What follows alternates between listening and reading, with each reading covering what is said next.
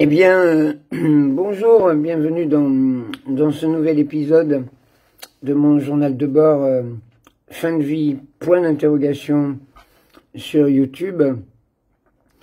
Je n'ai pas reconduit évidemment l'épisode d'hier qui était un test qui me permet de varier et si j'ai d'autres variantes à vous proposer, je le ferai. Mais j'ai risqué quand même 3 fois ma vie en traversant la rue tout en me filmant hier lors de l'épisode que j'ai filmé. Enfin bref, me revoici dans le cadre habituel, le format habituel de mes vidéos.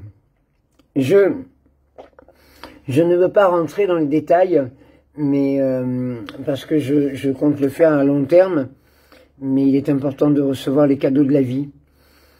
Quand je dis il est important de recevoir les cadeaux de la vie, c'est que hier j'ai eu une manifestation particulière de la vie. Un contact que je ne pouvais absolument pas prévoir grâce à ces vidéos, mais aussi grâce à la vie comme une boucle, grâce aux relations personnelles, grâce à l'amitié.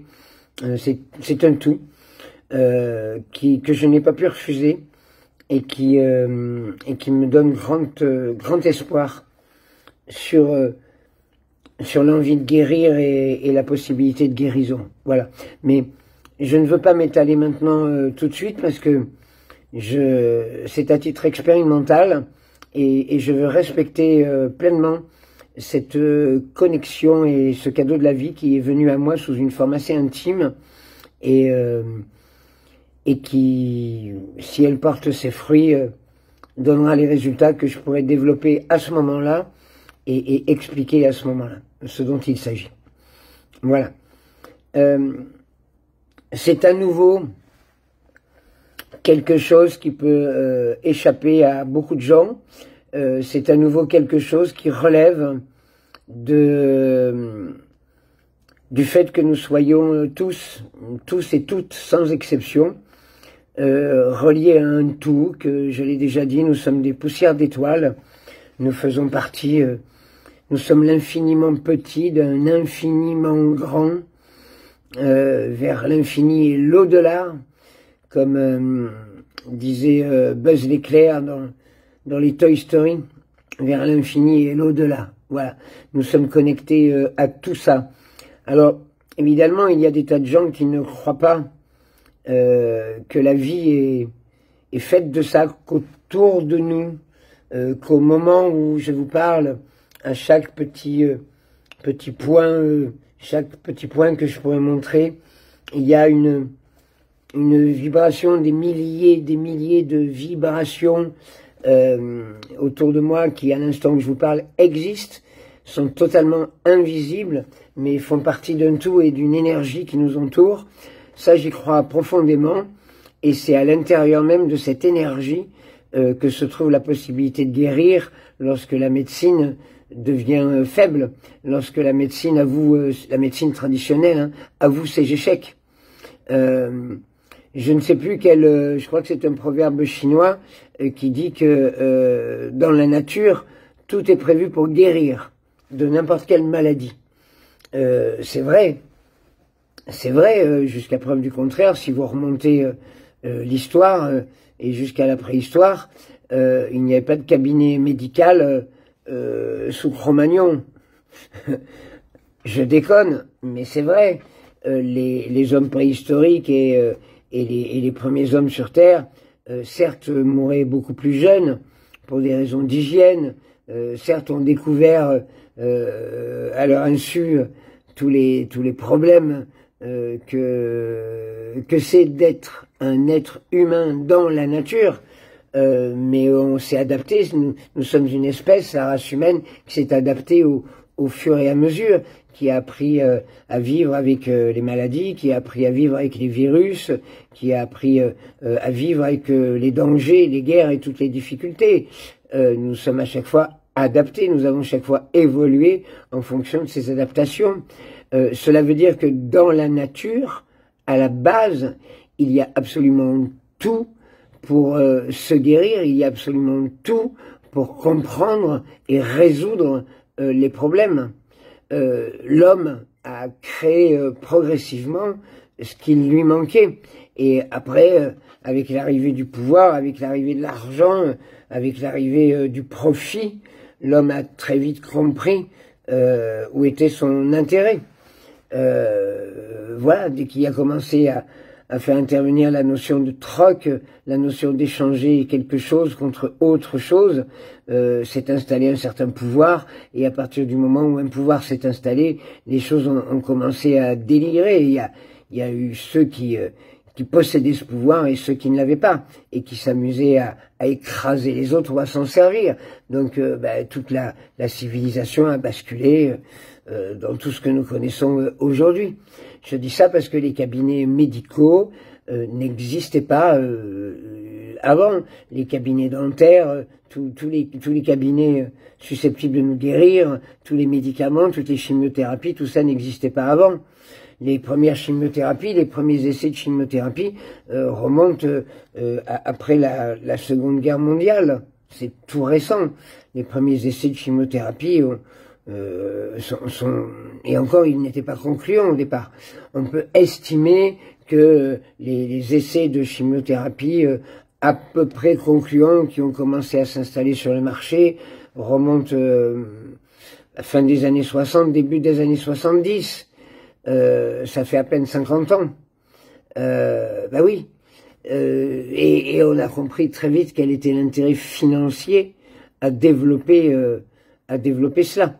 Mais il y avait avant des tas de possibilités de guérir de la maladie par la nature, par la naturothérapie, par des plantes, par des tas de choses qui existaient. Et chaque plante a une vertu précise sur Terre. Chaque plante existe pour soulager quelque chose, ou chaque plante existe en complément de quelque chose. Tout est étudié, toutes les vies sur Terre sont étudiées afin de créer un parfait équilibre. Et l'homme, faisant partie de ce tout, bénéficie de ce parfait équilibre. Voilà. Donc je dis ça et j'ai peut-être l'impression de m'égarer parce que je ne suis pas un scientifique, un historien ou quoi que ce soit. Je dis ça simplement parce que je me sais entouré de vibrations, je me sais connecté à quelque chose et il s'avère que cette connexion m'a fait un cadeau de la vie que je n'ai pas refusé, qui participe à ce tout et que j'ai accepté et que je prends très sérieusement en main en vue d'une guérison. Voilà. J'expliquerai en temps et en heure lorsque, si cette guérison se met en place, ce qui s'est passé et pourquoi et comment. Voilà. Mais je l'ai saisi parce que je l'ai vu. Je l'ai saisi parce que je l'ai senti. Et je l'ai senti parce que je suis connecté. Et si je n'étais pas connecté, si j'étais enfermé et si j'étais bloqué limité par mes visions, limité par ce que j'ai moi-même décidé, dans un contrôle permanent de ce que je décide, je ne verrais pas. Je passerai à côté. Je ne pourrais pas. Donc, voilà pourquoi je disais que tout à l'heure, il y a des gens qui perçoivent et des gens qui ne perçoivent pas. Alors, je me gratte le nez souvent et il y a eu des remarques comme quoi je me grattais souvent le nez. C'est juste que je transpire et que quand je transpire, je transpire là et ça coule un peu là. Voilà, donc c'est pour ça que très souvent, je m'essuie. Je dis ça parce qu'il y a des gens qui ont fait la remarque. Voilà. De même qu'il y a des gens qui ont réclamé mon verre Pokémon. Donc je ramène mon verre Pokémon dans la discussion. Voilà.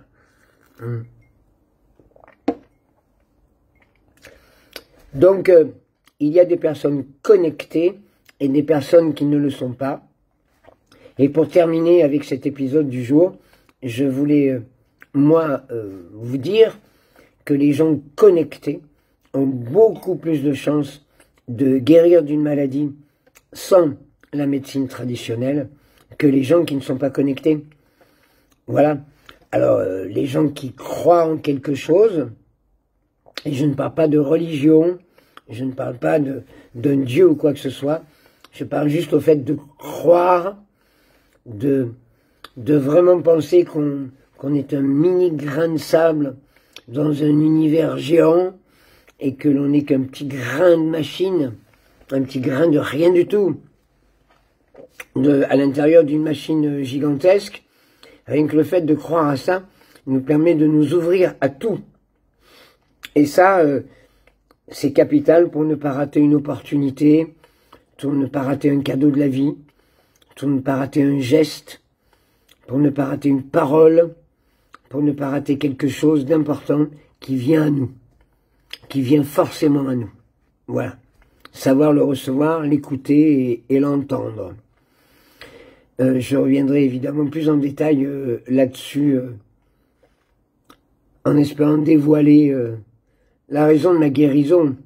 Parce que si ça continue comme ça, avec les cadeaux de la vie que je reçois, en grande partie grâce à ces vidéos et ce journal de bord, je vais rechanger le titre bientôt de mon podcast, enfin de ma série, et cela s'appellera René Marc, guérison, point d'interrogation.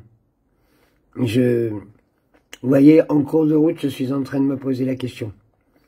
J'en suis là aujourd'hui, au bout du 56, 57e épisode, je sais plus. J'en suis là, je suis en train de vous dire ça, que d'ici peu, j'espère que le titre de ma série va devenir René Marc, guérison, point d'interrogation. Voilà, c'est la première fois que je dis ça en plus de 50 épisodes. À demain et portez soin de vous.